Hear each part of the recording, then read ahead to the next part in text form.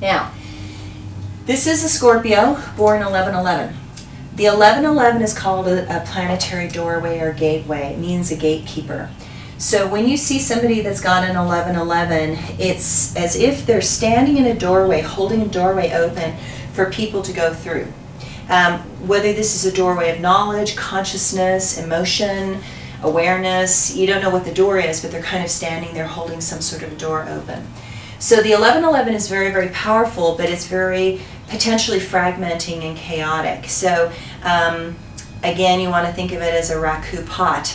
A raku pot is very fragile and you don't want to eat out of it, but it'd be a beautiful centerpiece. You could think of it also as a person who is a light bulb, and let's say a light bulb is in space. If you break the light bulb, you have no light. If you break the little filament on the inside, there is no light. So it's this beautiful bright thing, and at the same time it's a little fragile. It's a little bit more delicate than they want to admit. So the person who has a karma of 11 means that they need to work on rebellion. They need to work on freedom. They need to work on expansion. They need to open their mind. They need to think outside of the box. They need to take some risks. They need to look at what has caused their own fragmentation. They need to try lots of different tools in order to understand themselves. So it's really this expand and go in lots of different directions. So with this karma of 11, it's the Leonardo da Vinci karma. It thinks outside of the box. It's very consciously aware, but they're working on it. So they have to find that freedom. So you can find somebody, not with this particular number pattern, because they had freedom in the last lifetime, they want it again here, that'll be easy. But you know, if they had something really restrictive, like a 6 here, then they were the monk, nun, priest. They were really restricted, and now they want the freedom. And so they're really, so if you get a person like this, they've been suppressed sexually in their last lifetime, they're so not being suppressed now. So, you know, this is the wild thing. I mean, they're going to like totally cut loose in lots of ways. So now you've got a Sagittarius with this 11. The Sagittarius centaur is going to love freedom, right? Because the centaur is the freedom fighter, doesn't want to be yoked to a wagon, all that kind of thing. So a Sag born in the 11th month, woohoo, they're going to feel fantastic. They're going to be like, I want the freedom, I've got the freedom, I have the opportunity of freedom, I'm going to go for that. Then finally, I'm going to go to the 12. And 12,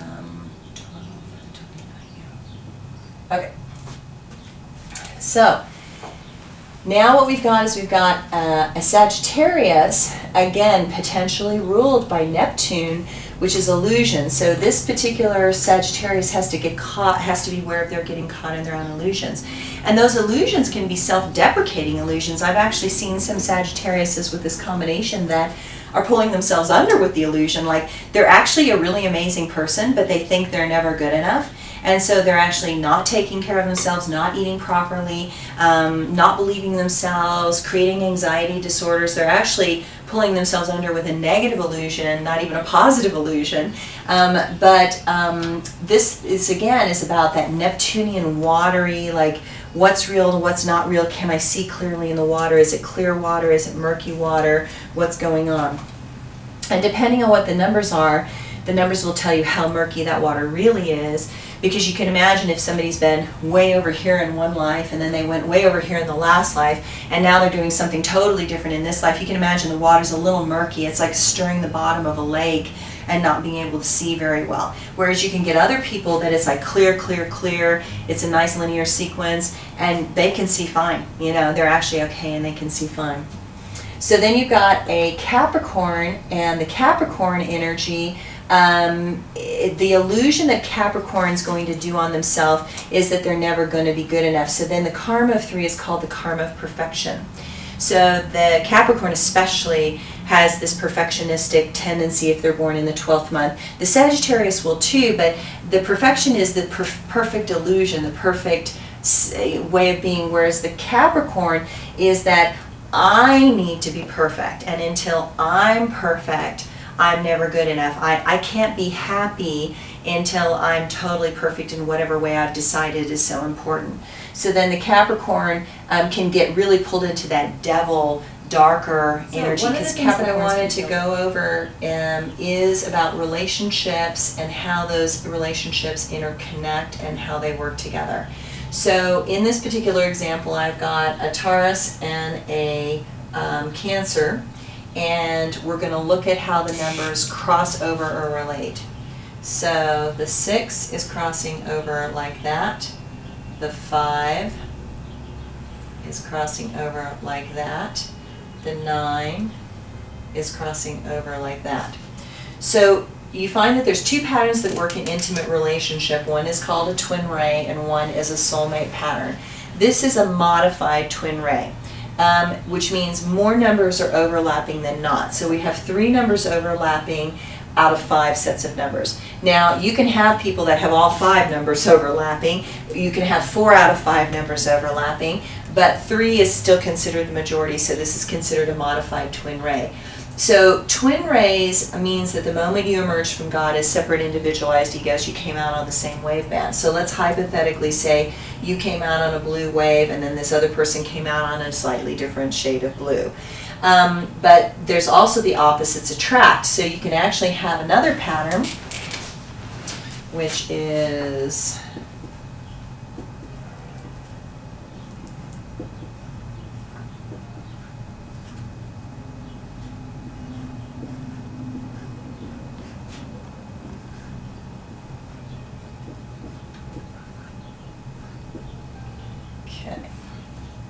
so then you can have an opposites attract pattern in relationships, and it's where one number is overlapping and or no numbers overlap. So it can be absolutely no numbers overlapping.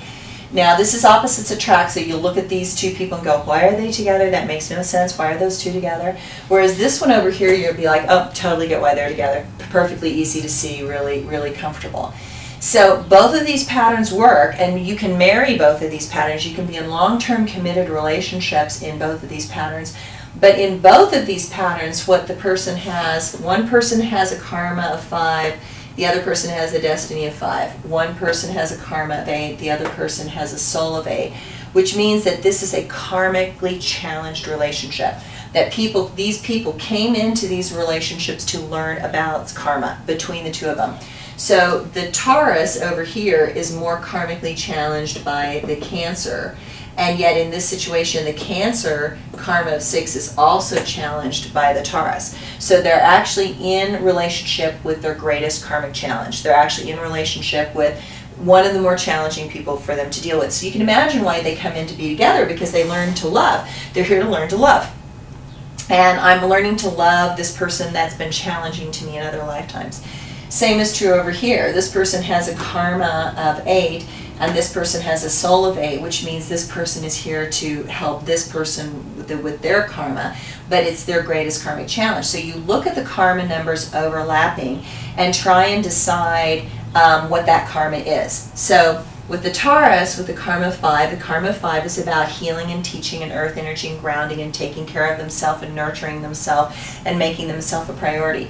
So in this relationship, when this Taurus is in relationship with this Cancer person, it is more difficult for the Taurus to take care of themselves. It's easier for the Taurus to take care of them, but at some point in this Taurus's life, that Taurus is going to have to learn to take care of themselves and make themselves a priority in some way. In this relationship, because it's an 8 vibration, and the 8 vibration is about grief and loss and sadness, this particular Leo has karma related to grief and loss and sadness, and this person has an 8 soul, which means in some lifetime this person has caused the Leo a lot of grief and loss and sadness. There's been tremendous grief and loss and sadness. So you know, and now this could mean anything. It could mean that the Capricorn died and the Leo cried and never got over it and never amounted to anything. It could be that the Capricorn dumped the Leo in the soup and then the Leo grieved so much that they never got over it. You don't know what's really causing it, but sometimes, again, when you're dealing with numbers, you get these intuitive hits, like, oh my gosh, I suddenly saw it, oh my gosh, I see how that works. And that's what's really cool, is that these are maps and they're not the territory, but every once in a while as you allow your left brain to analyze the numbers, your right brain will jump in and tell you the deeper intuitive hit, and that's what makes it really fun and really cool. So in this situation, what you want to look at is that the Cancer over here has a karma of intimate relationships, which means the Cancer doesn't know how to do intimate relationships super well. But the Taurus is actually pretty good at intimate relationships, but they've been being the monk, nun, priest in some way, and so they have a specific way of seeing it, like a monk, nun, priest does. So relationships are about unconditional love. I'm supposed to love you no matter what.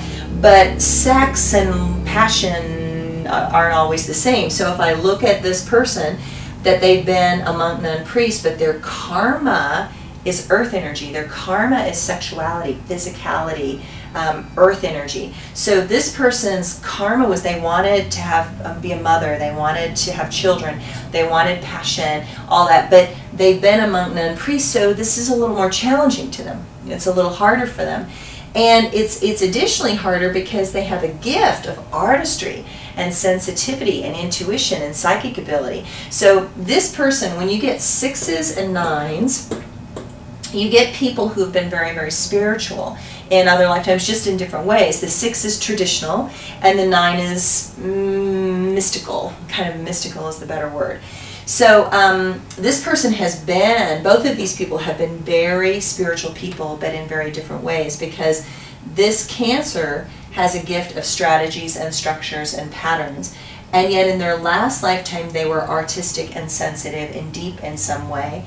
But their karma in this lifetime is about intimate relationships, and they're working on that. And yet their path is an 8, which is about learning through loss, which means they're going to have experiences about learning through loss in one way, shape, and form. And they have a destiny of 5. Now, when somebody's destiny number shows up, your destiny number is where you get to past the age of 45. Your destiny number also gives you a hint as to how your death is going to be. So we already talked about the fact that the destiny of 3 is the most fortuitous destiny number to have, and they oftentimes die quietly in their sleep, and they have the money and the security and the stability, and everything's working really great, and it's a lovely destiny number to have. A person who has a destiny of 5 is a little bit challenged, because the destiny of 5 is one of the early warning death numbers. The destiny of 10 is also an early warning death number. The 5 is an early warning death number because the 5 is the wounded healer teacher, which means as this person gets past the age of 45, a physical body issue is going to surface. Some physical wounding is going to surface. And it could be anything. It could be skin cancer, it could be diverticulitis, it could be heart disease, it could be needing to take out the gallbladder, it could be just about anything. I mean, the problem is when you look at numbers, you don't know what it is, but when somebody has a destiny of 5, they oftentimes are carrying a genetic weakness that runs in their family. So whatever is the genetic weakness that's running in the family will probably surface for this person as they get older. So we've got people that have destinies of 5, like Rudolf Nureyev, who died from complications due to AIDS. We've got Michael J. Fox, who has a destiny of 5 and obviously has Parkinson's disease. He's very young to have Parkinson's disease, and the chances of him living to 80 are kind of low. You've got Andy Kaufman, who died from a drug overdose, and that's another example of a destiny of 5. So a destiny of 5 is not a gloom and doom, because I've seen lots of destinies of 5 live to be in their 80s. But if you talk to any of them, they'll all talk about that, oh gosh, I had colon cancer at 62 and had to change my diet and da-da-da-da-da. I mean, they all have a story related to something that they had to heal and overcome in some way related to their body. So a destiny of 10, which nobody has right here, is a quick exit number. So a destiny of 10 is like that sudden down for the count. Now, personally, that's not the worst way to go. I mean, it's totally not the worst way to go. So, and what do they say? Less than 10% of people actually get to have an exit where they just get an early exit and they get to kind of move quickly.